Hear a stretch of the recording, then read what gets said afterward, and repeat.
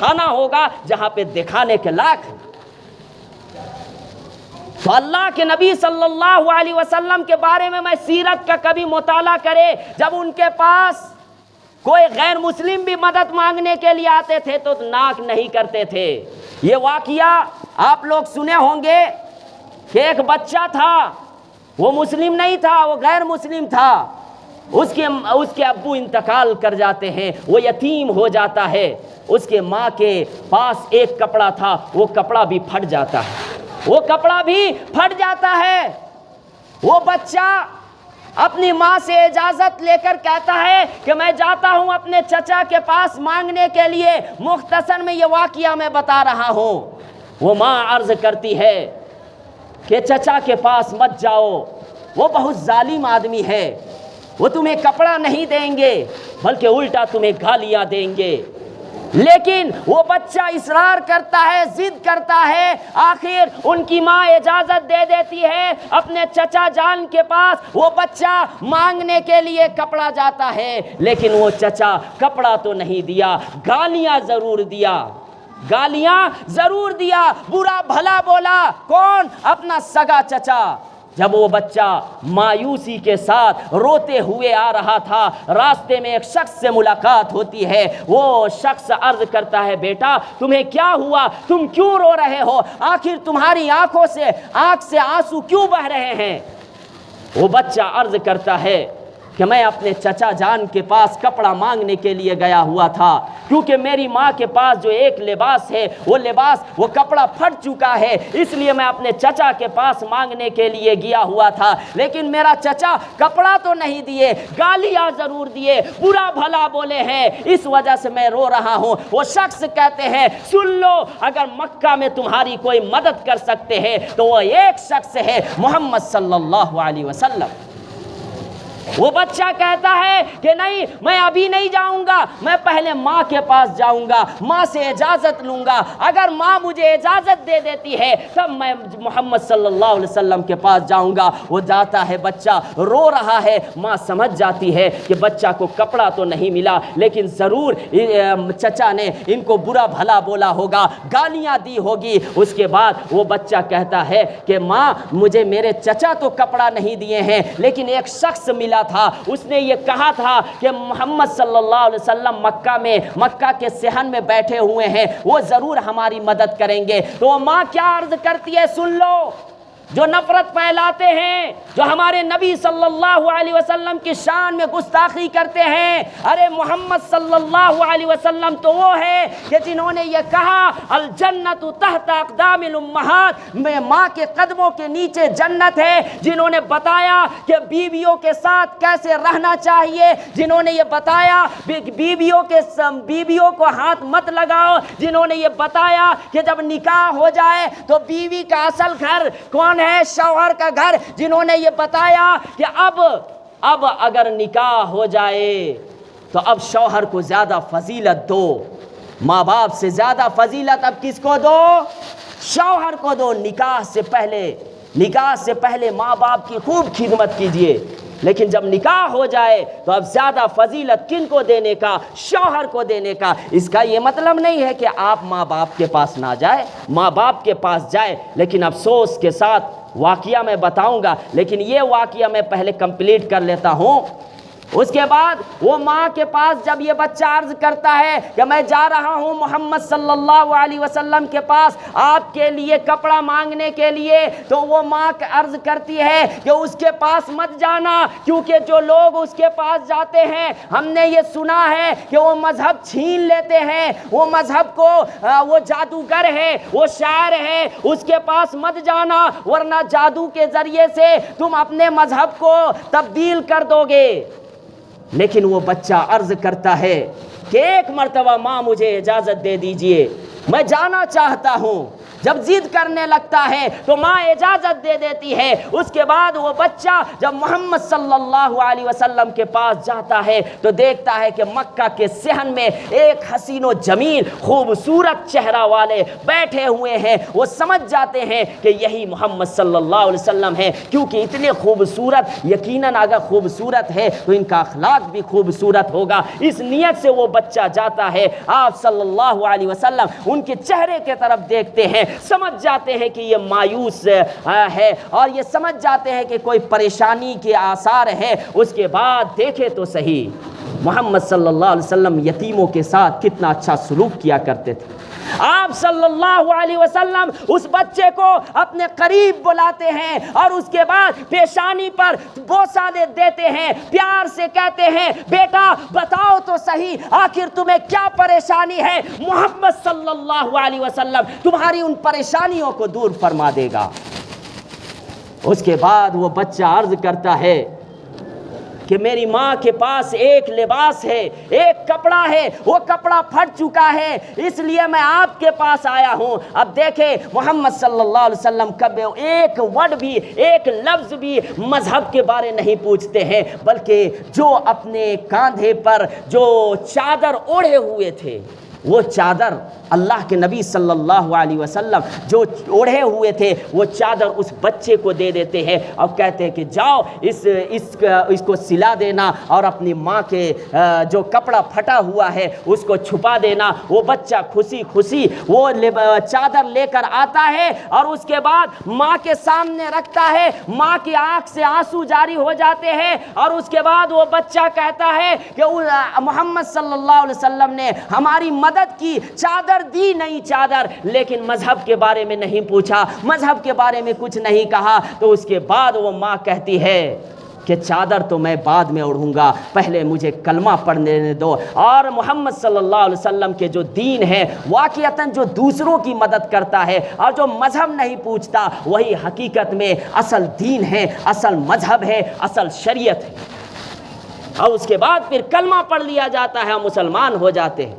آج جو لوگ یہ بدنام کرتے ہیں کہ نہیں پیسہ دے کر اسلام میں شامل کرواتے ہیں، آج یہ بدنام کیا جاتا ہے چند لوگ، چند گنڈے کہ نہیں یہ پیسے کے ذریعے سے جو ہے اسلام میں لاتے۔ نہیں، لا اکراہ فی الدین، اسلام میں کوئی زور زبردستی نہیں ہے۔ زور زبردستی کے ذریعے سے، تلوار کے ذریعے سے آپ کسی کو اسلام میں داخل نہیں کر سکتے ہیں، ہے ہی نہیں۔ وہ تو بھائی قرآن پڑھتے ہوئے، ریسرچ کرتے ہوئے، حدیث پڑھتے ہوئے، نبی صلی اللہ علیہ وسلم کے کریکٹر، ان کا اخلاق، ان کے تہذیب کو دیکھتے ہوئے اسلام میں لوگ داخل ہوتے ہیں۔ اب آئیے محمد صلی اللہ علیہ وسلم کے بارے میں ایک اور واقعہ بتاؤں۔ مکہ کی سرزمین میں ایک بازار لگا کرتا تھا، بہت بڑا بازار، اس میں بہت دور دور سے لوگ آتے تھے، خرید و فروخت ہوتا تھا، دیہات کے لوگ بھی آیا کرتے تھے۔ ایک بدو 3-4 اونٹ لے کر آتا ہے، ایک دیہاتی، کہ میں اس کو مکہ میں جا کر بیچوں گا، کچھ پیسے آئیں گے، اپنا پیٹ بھروں گا، اپنے گھر والوں کا پیٹ بھروں گا۔ لیکن ہوتا کیا ہے کہ جب وہ 2-3 اونٹ کو بیچتا ہے تو اس کا پیسہ ہڑپ لیا جاتا ہے، اس کا پیسہ ہڑپ لیا جاتا ہے، اس کو پیسہ نہیں دیا جاتا۔ ایسا نہیں ہے، اس دور میں بھی دھوکہ دڑی ہوتا تھا، آج بھی کیا جاتا ہے، مزدوروں کو حق کو دبا دیا جاتا ہے۔ وہ تو چھوڑ دیجئے، کوئی تو ایسے ہے جو عالم حافظ کا پیسہ ڈھانپ لیتے ہیں، تو ایسا نہیں ہونا چاہیے، بہت بڑا گناہ ہے۔ اب دیکھیے مکہ میں بازار لگا ہوا ہے، 2-3 اونٹ کو بیچا گیا، لیکن اس کے بعد پیسہ واپس نہیں دیا گیا۔ تو اس کے بعد ایک شخص نے کہا کہ تمہارا پیسہ تو تم کو واپس نہیں ملا، ایک کام کرو، مکہ کے صحن میں بڑے بڑے سردار بیٹھے ہوئے ہیں، تم جا کر اپنی شکایت وہاں پیش کرو۔ وہ شخص جاتا ہے، وہاں مکہ کے صحن میں بڑے بڑے سردار، بڑے بڑے چودھری بیٹھے ہوئے تھے، عتبہ ہے، ابو جہل ہے، لہب ہے، امیہ ہے، بڑے بڑے لیڈر وہاں بیٹھے ہوئے ہیں۔ وہ اپنی شکایت پیش کرتا ہے کہ میں اونٹ بیچا ہوں بازار میں، لیکن مجھے رقم نہیں ملی، میرے پیسے کو ہڑپ لیا گیا ہے، آپ لوگ سردار ہیں، میں آپ کے پاس آیا ہوں۔ تو اس میں سے ایک شخص امیہ جس کا نام تھا، وہ کہنے لگا کہ بتاؤ تو صحیح، اتنے بڑے بڑے ہم لوگ سردار ہیں، آخر کس کی ہمت ہوئی جو تمہارے پیسے کو ہڑپ لیا؟ تو وہ دیہاتی شخص کہنے لگا کہ اس کا نام ابو جہل ہے۔ جب ابو جہل کا نام آیا تو اس کا پسینہ نکلنے لگا، وہ کانپنے لگا، کیونکہ اس سے بھی بڑا سردار کون تھا؟ ابو جہل تھا۔ اور ابو جہل کی چودھری آپ سب مشہور و معروف تھا، سب لوگ جانتے ہیں۔ تو ابو جہل کا جب نام آیا تو امیہ بھی کانپنے لگا، اور اس کے بعد کہنے لگا کہ اب ہم فیصلہ نہیں کر سکتے ہیں۔ تو یہ کیا ہے نا، یہ بڑے بڑے جو سردار بیٹھے ہوئے تھے، تو ان لوگوں کو ایک مذاق سوجھی۔ وہ مذاق یہ سوجھی کہ محمد صلی اللہ علیہ وسلم تھوڑے فاصلے پر، تھوڑی دور میں بیٹھے ہوئے تھے کونے کے سائڈ۔ تو یہ لوگ مذاق کے طور پر یہ کہنے لگے دیہاتی شخص کو جو اونٹ بیچا تھا اور پیسہ نہیں ملا تھا، کہ ایک کام کرو، وہ دیکھو دور کنارے پر جو ایک شخص بیٹھے ہوئے ہیں، تم ان کے پاس جاؤ، تمہارا پیسہ مل جائے گا، وہ فیصلہ کرا دیں گے۔ یہ مذاقیہ طور پر، کیونکہ وہ جانتے تھے کہ ابو جہل ان کے کٹر دشمن ہے، اور ابو جہل نعوذ باللہ ہمیشہ یہ کوشش کرتے ہیں کہ میں کیسے مجھے موقع ملے اور محمد صلی اللہ علیہ وسلم کا کام تمام کر دوں۔ کیا کر دوں؟ کام تمام کر دوں۔ تو اسی لیے امیہ نے یہ کہا کہ جاؤ وہاں پر اور اپنا فیصلہ لے کر جاؤ۔ اس کے بعد وہ دیہاتی شخص محمد صلی اللہ علیہ وسلم کے پاس جاتا ہے۔ تو جب محمد صلی اللہ علیہ وسلم کے پاس وہ شخص حاضر ہوتا ہے تو آپ صلی اللہ علیہ وسلم دیکھتے ہیں تو یہ کہتے ہیں کہ تم تو مسافر معلوم ہوتے ہو اور پریشان نظر آتے ہو اور بھوکا نظر آتے ہو، تمہارا کیس تو میں بعد میں سنوں گا، سب سے پہلے چلیے میرے گھر میں اور کھانا کھا لیجئے، اس کے بعد پھر میں آپ کا فیصلہ کروں گا۔ وہ شخص اللہ کے نبی صلی اللہ علیہ وسلم کے گھر میں جاتے ہیں، آپ صلی اللہ علیہ وسلم مہمان نوازی کرتے ہیں، ان کو کھانا کھلاتے ہیں، اور اس کے بعد پھر کہتے ہیں کہ اب بات عرض کرے، آپ کا کیا کیس ہے، کیا معاملہ ہے؟ وہ شخص عرض کرتا ہے کہ میں دیہات کا رہنے والا ہوں، میں مکہ کے بازار میں اس نیت سے آیا کہ میرے پاس جو 3 اونٹ تھے، 2-3 اونٹ، میں اس کو بیچوں گا، اپنا پیٹ بھی بھروں گا، اپنے گھر والوں کا بھی پیٹ بھروں گا، لیکن میں بیچا، لیکن میرے پاس پیسہ نہیں آیا، میرے پیسے کو ہڑپ لیا مالک نے، میرے پاس رقم نہیں آئی، اس لیے مجھے واپس کرا دیجئے۔ تو آپ صلی اللہ علیہ وسلم نے عرض کیا کہ بتاؤ تو صحیح کہ تمہارے پیسے کو کس نے ہڑپا؟ وہ شخص عرض کرتا ہے کہ ابو جہل نے۔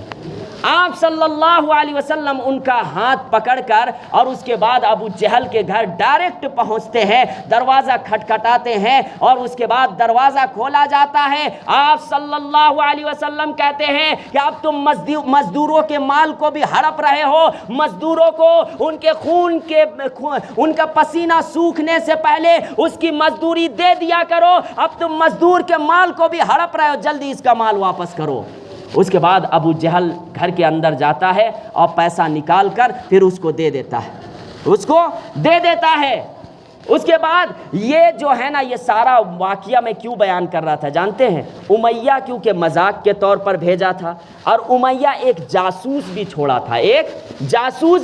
تھا کہ یہ سارا واقعہ دیکھنا کہ ہوتا کیا ہے، تو وہ جاسوس فوراً آتا ہے اور پھر ان لوگوں کو، عتبہ کو اور ابو لہب کو، بڑے بڑے جو سردار تھے، امیہ کو آ کر یہ خبر دیتا ہے کہ ارے بات تو بالکل برعکس ہو گیا، بات بالکل برعکس۔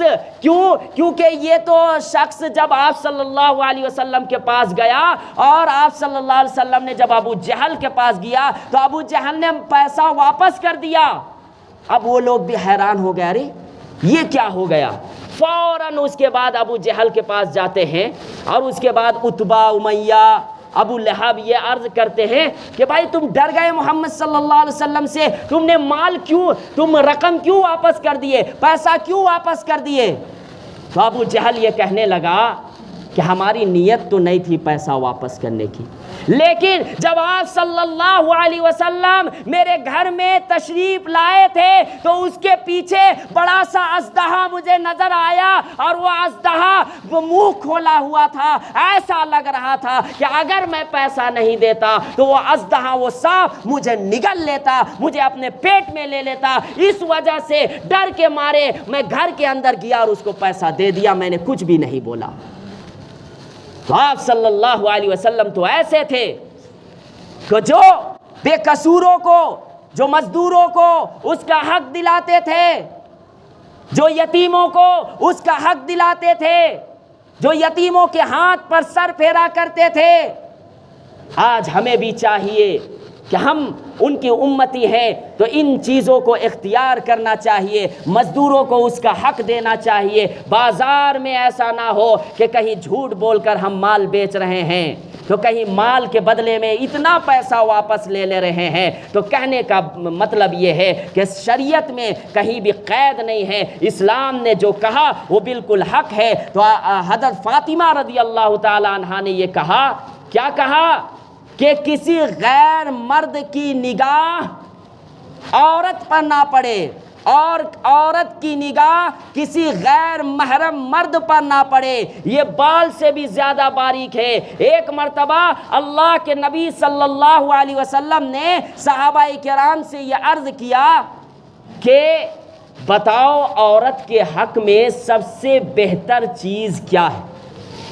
اللہ کے نبی نے یہ عرض کیا کہ بتاؤ عورت کے حق میں سب سے بہتر چیز کیا ہے؟ صحابہ کرام جواب نہیں دے پائے۔ اللہ کے نبی صلی اللہ علیہ وسلم نے عرض کیا کہ جاؤ اپنی اپنی بیوی کے پاس اور پوچھ کر آؤ اور اس کے بعد جواب دینا۔ حضرت علی رضی اللہ تعالیٰ عنہ بھی اپنے بیوی کے پاس جاتے ہیں اور فاطمہ رضی اللہ تعالیٰ عنہا سے پوچھتے ہیں، تو حضرت فاطمہ نے جواب دیا کہ عورت کے حق میں سب سے بہتر چیز یہ ہے کہ کسی غیر محرم مرد کی نگاہ کسی غیر عورت پر نہ پڑے، اور کسی غیر عورت کی نگاہ کسی غیر محرم مرد پر نہ پڑے۔ یہ عورت کے حق میں سب سے بہتر چیز ہے۔